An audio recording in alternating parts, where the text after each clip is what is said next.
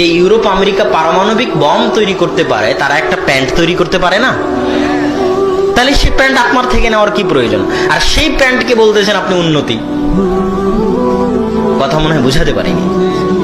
এরকম যদি সারা বাংলাদেশ গার্মেন্টস দিয়ে ভর্তি হয়ে যায়, তবু এটা উন্নতি নয়। সারা বাংলাদেশের কোনা কোনা যদি গার্মেন্টস দিয়ে ভর্তি হয়, এটা উন্নতি নয়। এটা আমেরিকাও জানে।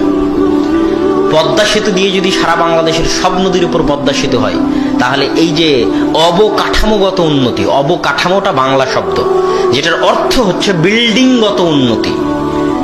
মানে এই যে রাস্তাঘাট পিচ দিয়ে তৈরি হচ্ছে, রাস্তাঘাট বড় হচ্ছে, 4 লেন হচ্ছে, বিল্ডিং তৈরি হচ্ছে, বাড়িঘর তৈরি হচ্ছে, ব্রিজ হচ্ছে, কালভার্ট হচ্ছে, এটা অবকাঠামোগত উন্নতি। অবকাঠামোগত উন্নতি হচ্ছে ঠুনকো, যার কোনো মূল্য নাই। আপনি পদ্মা সেতুতে যান, দেখবেন যে ইঞ্জিনিয়ার গুলো কাজ করতেছে, ওগুলো কোরিয়া থেকে আসা ইঞ্জিনিয়ার।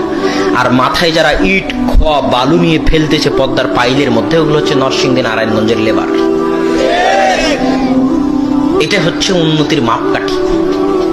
যেই দিন আপনি শিক্ষায় উন্নতি হবেন, জ্ঞানে গবেষণায় উন্নত হবেন, সেই দিন আপনি উন্নত।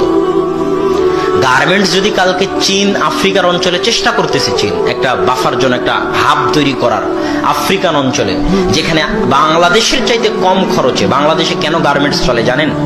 বাংলাদেশের মানুষ অল্প টাকায় শ্রম বেশি করে দেয়।